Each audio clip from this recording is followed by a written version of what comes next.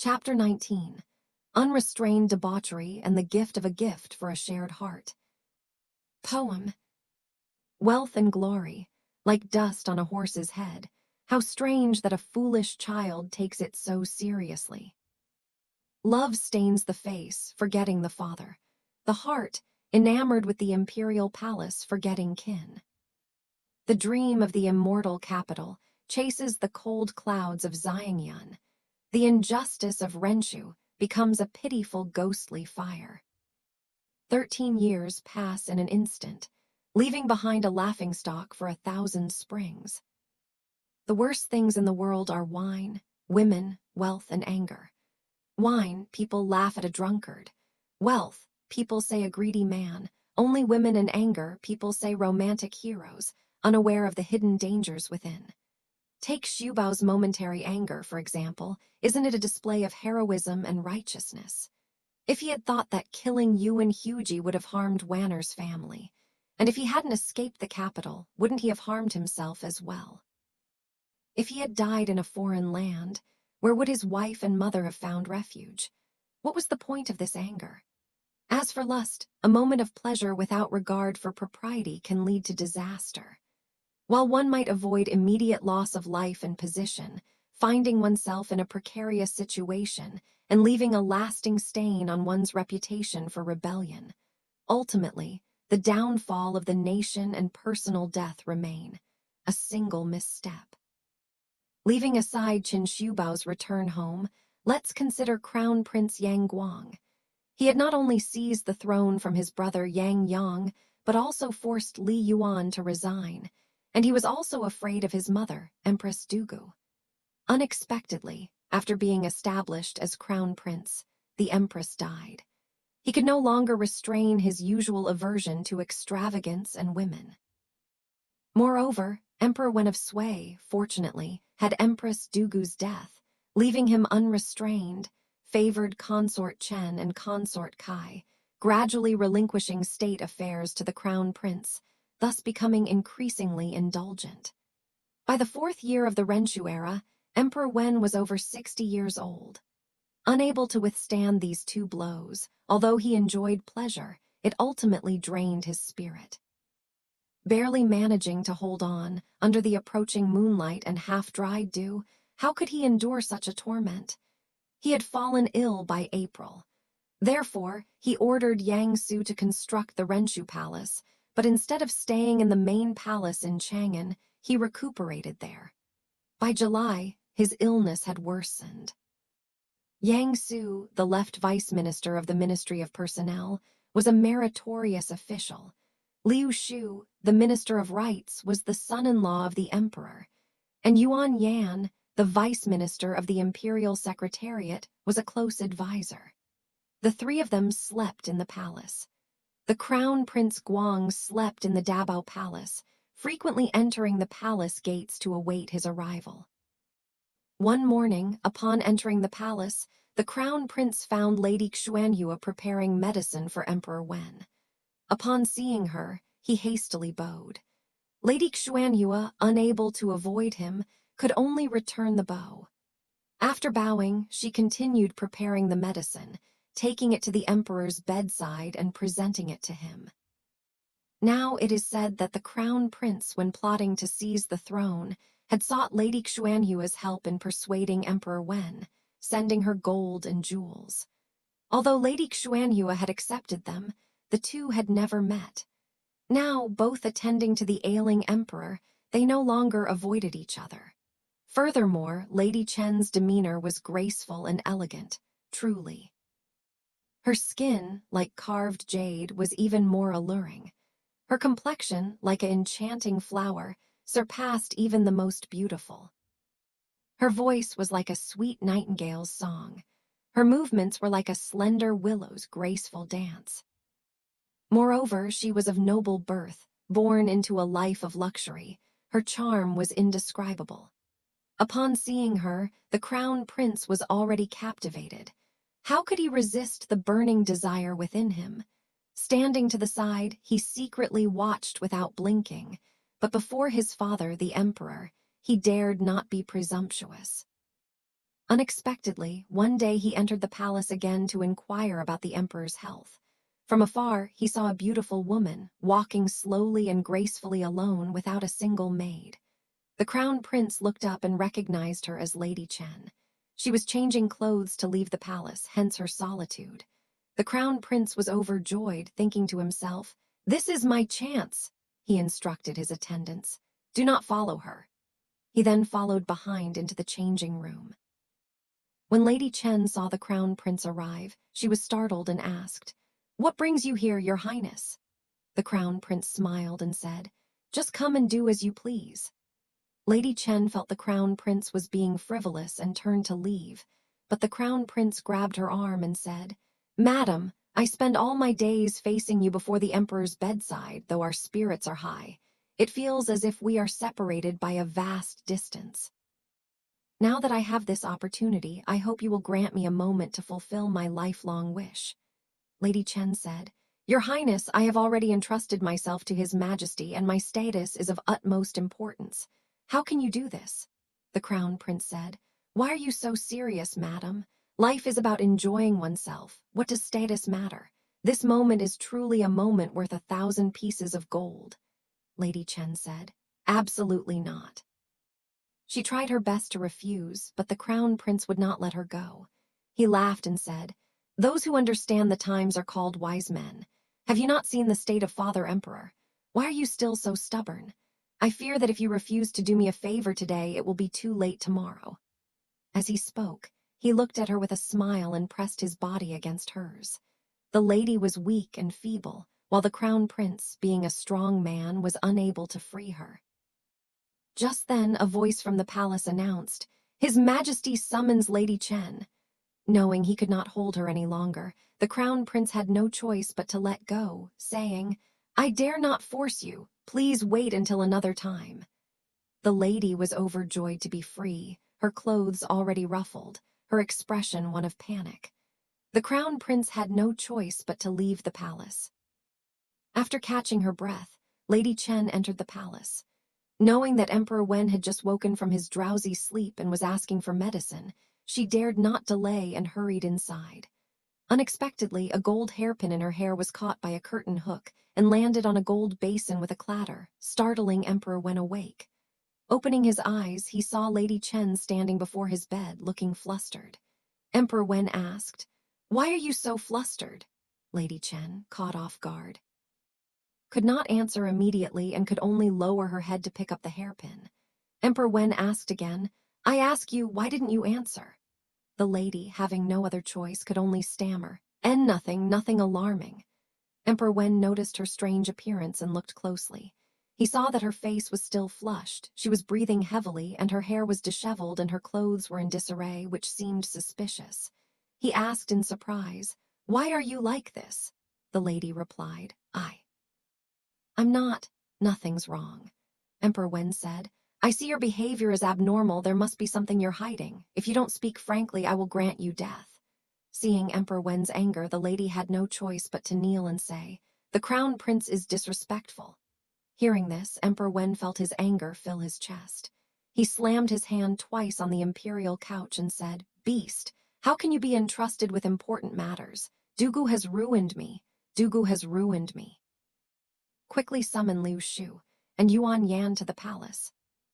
The crown prince, fearing the matter might be in jeopardy, also secretly listened at the palace gates. Hearing that Yuan Yan was summoning Liu Shu but not Yang Su, he knew the situation was dire and rushed to find Zhang Heng, Yuan Shu, and their associates to discuss the matter. All the ministers who had followed the crown prince gathered together. Seeing the crown prince arrive in such a hurry, the officials inquired about the reason. Yuan Shu said, "This good thing will happen sooner or later, but this matter is very urgent. However, that fellow Liu Shu, relying on his marriage to Princess Lanling, is a high-ranking official who is not inferior to us. He will definitely not stand up for the crown prince. What should we do?" Zhang Heng said, "Now there is only one urgent plan, either the crown prince or his majesty."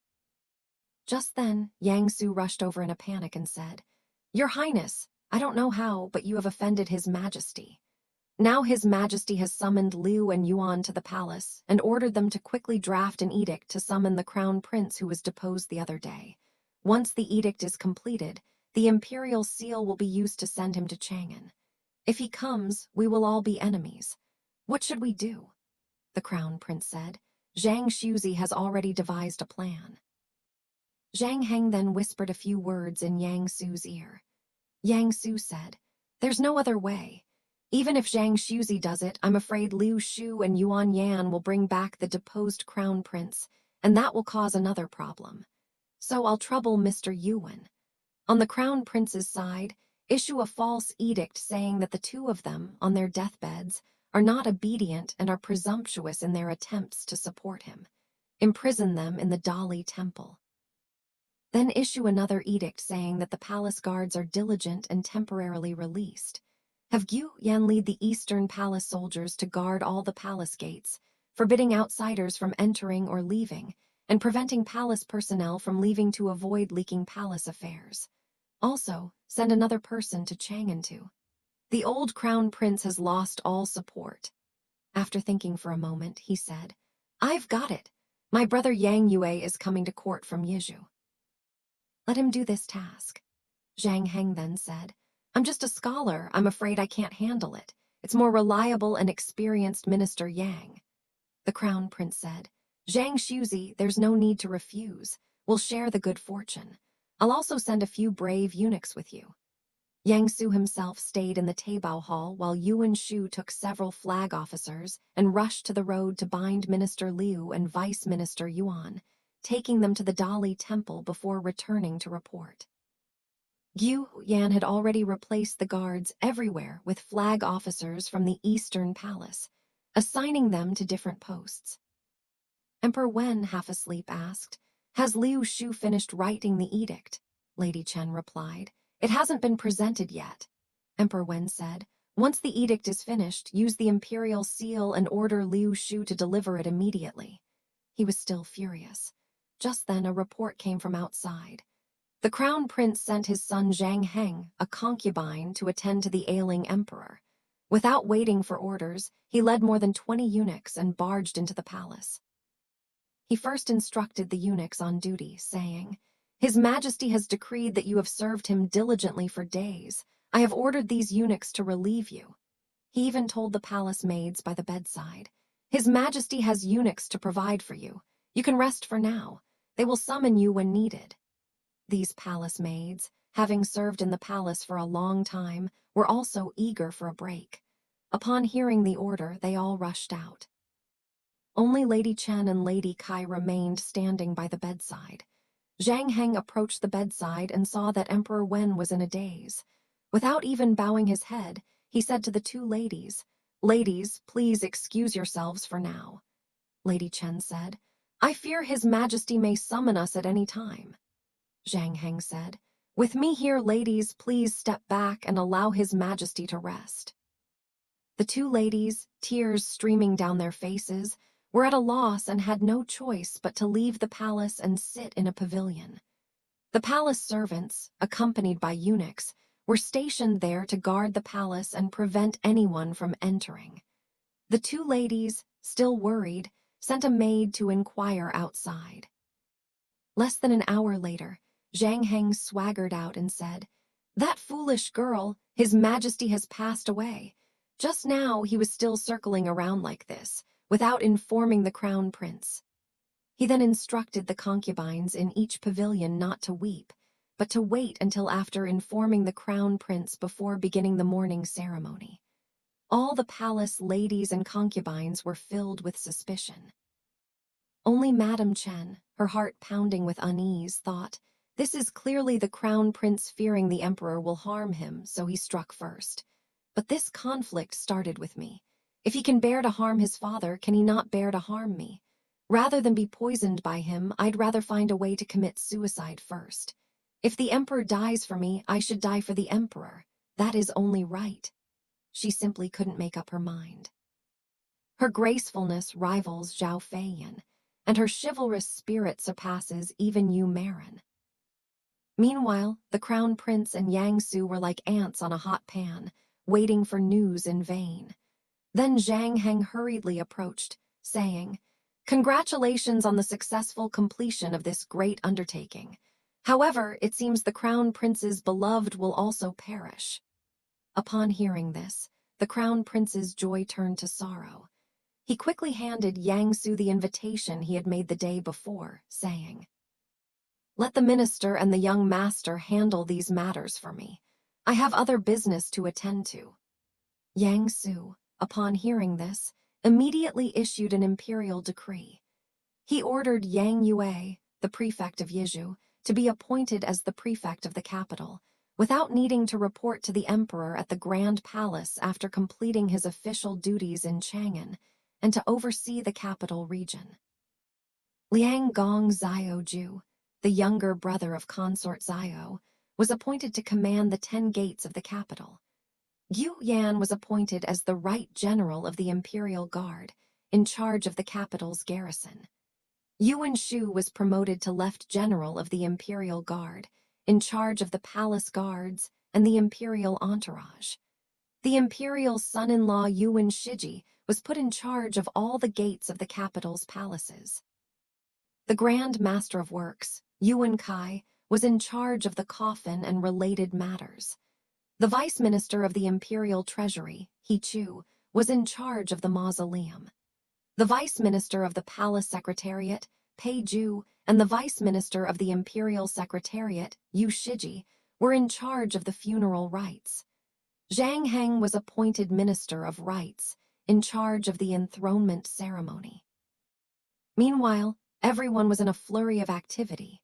Meanwhile, the Crown Prince, upon hearing Zhang Heng's words, became anxious. He hurriedly ordered his attendants to bring out a small golden box, secretly took something out, placed it inside, and sealed it tightly with a strip of paper. He then affixed his imperial signature to the closure and sent a eunuch to bestow it upon Lady Chen, instructing her to open it herself. The eunuch received the order and rushed to the inner palace.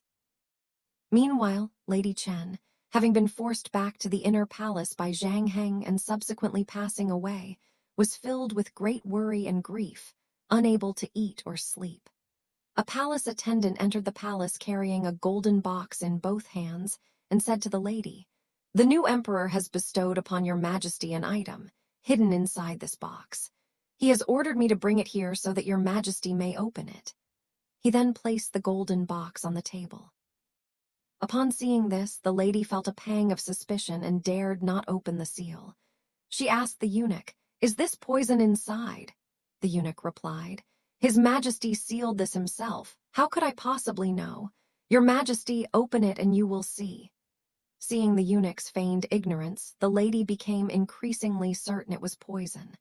Suddenly, a wave of sorrow washed over her, and tears streamed down her face. She cried out, "Since the fall of my country and my capture, I have been prepared to die in the inner palace. To be favored by the late emperor was my greatest blessing. Who knew that beauty could bring such misfortune? It would have been better to be banished to Changmen Palace, where at least I could have survived." As she spoke, she wept, adding, "I have received such great favor from the late emperor. Even if I were to die today, I would be willing. This morning, I merely avoided the matter and did not harm him. Why was I suddenly given death?" She finished speaking and wept again. All the palace women, believing it to be poison, joined in the weeping. Seeing everyone crying together, the eunuch feared that something might go wrong, so he hurriedly urged, "Your Majesty, crying is of no use. Please stop, so that I can go and report back to your Majesty." Pressed relentlessly, the lady could only sigh, "How could I have imagined dying such a tragic death today?"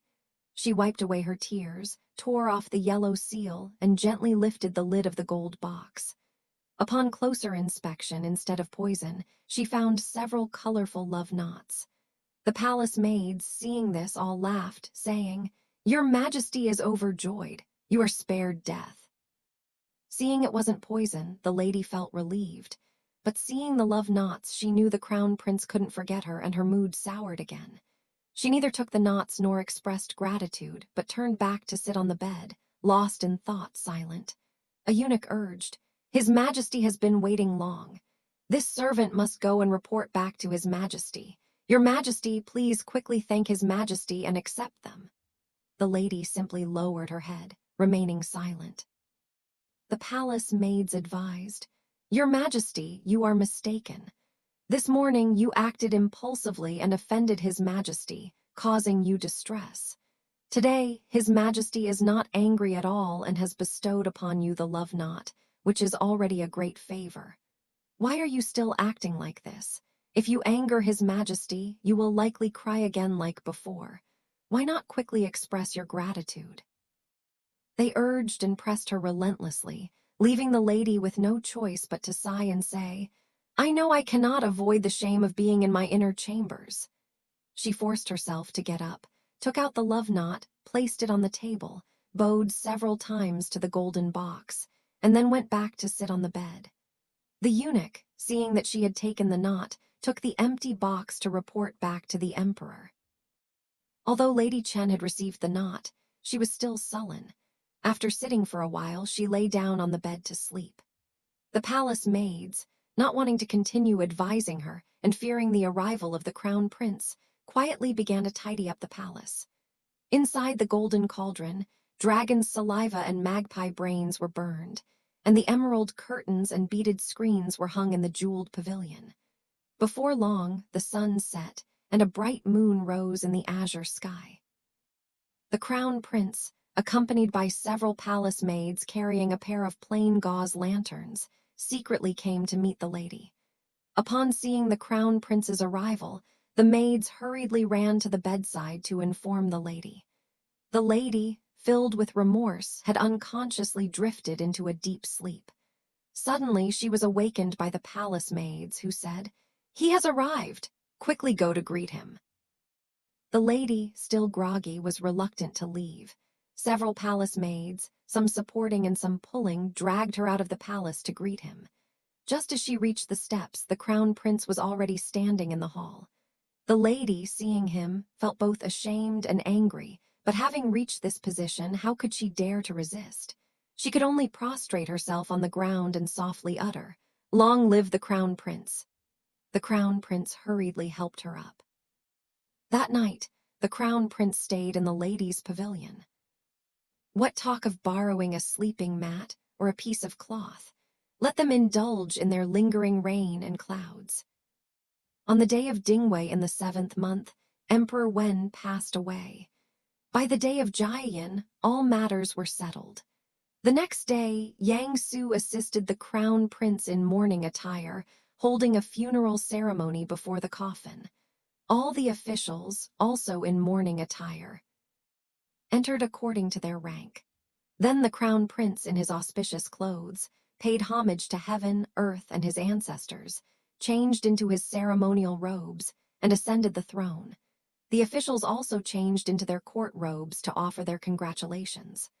However, as the crown prince was about to ascend the throne, he was unsure whether he was overjoyed, flustered, or ashamed and uneasy. As he approached the throne, he felt a sudden sense of unease and panic, his hands and feet moving hastily. The throne was quite high, and just as he was about to step onto it, the guards below cracked his whip 3 times. Startled, he lost his footing and his foot slipped, almost causing him to fall. The palace servants rushed forward to support him, intending to help him up. As if by divine intervention and the anger of the gods and spirits, the crown prince's feet, barely on the throne, suddenly collapsed. Yang Su, seeing the unsightly scene, had no choice but to step forward himself. Though old, he was a military man of considerable strength. Parting the guards, he gently helped the crown prince onto the throne with just one hand. He then descended from the throne and led the officials in a grand homage. Indeed. Do not say that human nature is treacherous, for heaven ultimately abhors the inhuman. Even a 10-year reign as emperor will inevitably incur the wrath of the gods and spirits. The Sui emperor sat on the throne for a long time before his expression calmed somewhat.